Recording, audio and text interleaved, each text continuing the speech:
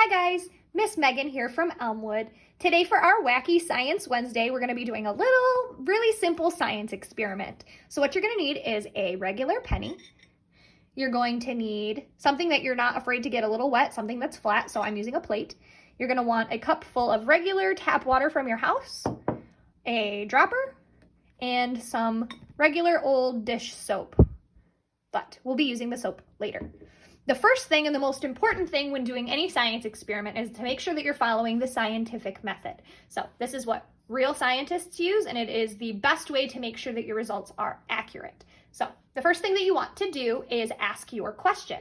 So right now the question that we want to know is whether a penny will fit more droplets of regular water or more droplets of soapy water on its face.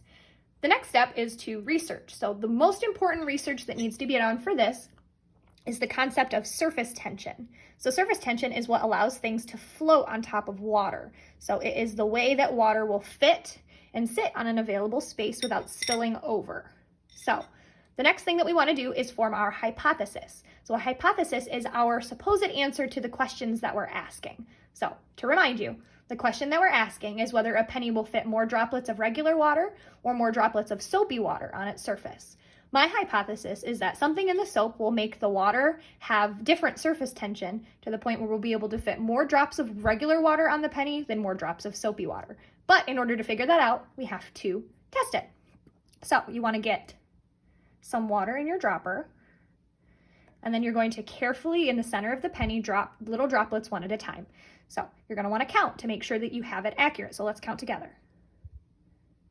1, 2, 3, 4, 5, 6, 7, 8, 9, and 10. All right, so that is 10 droplets of water. As you can see, it's starting to dome up, and you can even see that it hasn't filled the available space yet. So we're going to keep going.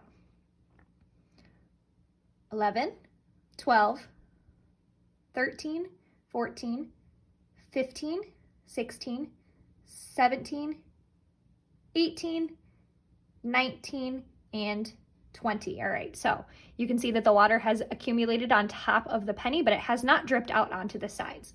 So if you're doing this at home, you're going to notice that the water is doming a little bit. We're going to add some more. We're going to keep going. All right. We are at 21, 22, 23, 24, 25, 26, 27, 28, 29. Oh, and then 29. There it goes.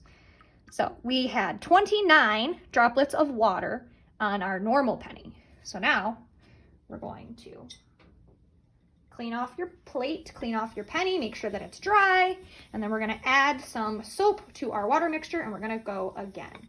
So you're going to make sure that your plate is dry again. You're going to make sure that your penny is dry. And then we're going to add some soap to our water mixture. You're going to want to mix it together, make sure it's nice and soapy. And then we're going to try again. So remember, we had 29 droplets of regular water on our penny. Let's see if we can fit more or less droplets of soapy water on top of our penny. So we're going to do the same thing. We're going to count again. You guys ready? 1, 2, 3, 4, 5, 6, 7, 8, 9, and 10. All right, so it's starting to do the same thing, but it is a little messier. It's a little harder to drip, and it's spread a little faster. So let's keep going. 11, 12, 13. Oh, there's 13 drips right there. We're going to keep going, but I think that counts.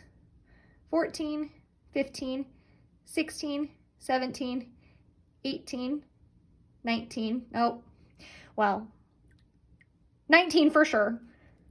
So 19 versus 29. So our observation is that there were more water droplets on our penny with just regular water than there were with soapy water. There were 19 soapy droplets and 29 non-soapy droplets. So our conclusion is that our hypothesis was proven to be true.